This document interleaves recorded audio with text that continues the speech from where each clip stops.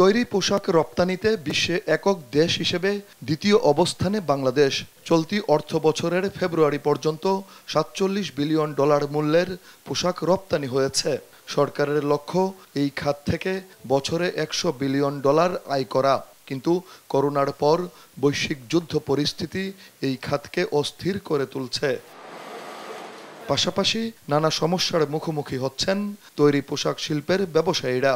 সোমবার সকালে সচিবালয়ে বস্ত্র ও পাট মন্ত্রীর সঙ্গে সাক্ষাৎ করে পোশাক প্রস্তুতকারক ও রপ্তানিকারক সমিতি বিজিএমই এর নবনির্বাচিত কমিটির নেতারা।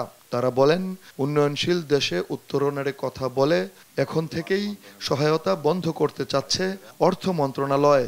এনবিআর নিয়ে আমি একটু কথা বলতে চাই। আলোর নিচে যেমন বলে অন্ধকার, সে অন্ধকার।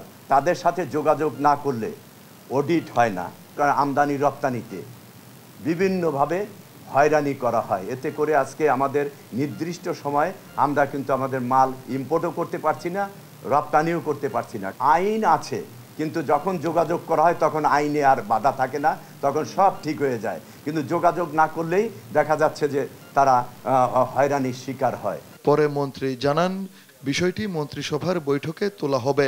একই সঙ্গে বিশেষ অর্থনৈতিক অঞ্চলে পরিপূর্ণ না করার আগে বাইরে শিল্প কারখানায় বিনিয়োগে বাধা দেওয়া যাবে না। এনবিআর এবং কাস্টমসের যে সমস্যাগুলো রয়েছে, এটি একটি বড় সমস্যা। আমি সামনের মন্ত্রিসভা বৈঠকেই আমি বিষয়গুলি আলোচনা করব।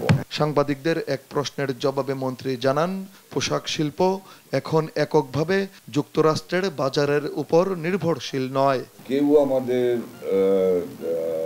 চোখ রাঙানো সেই সুযোগ আর নাই। জয় যাদব, দেশ টিভি, ঢাকা।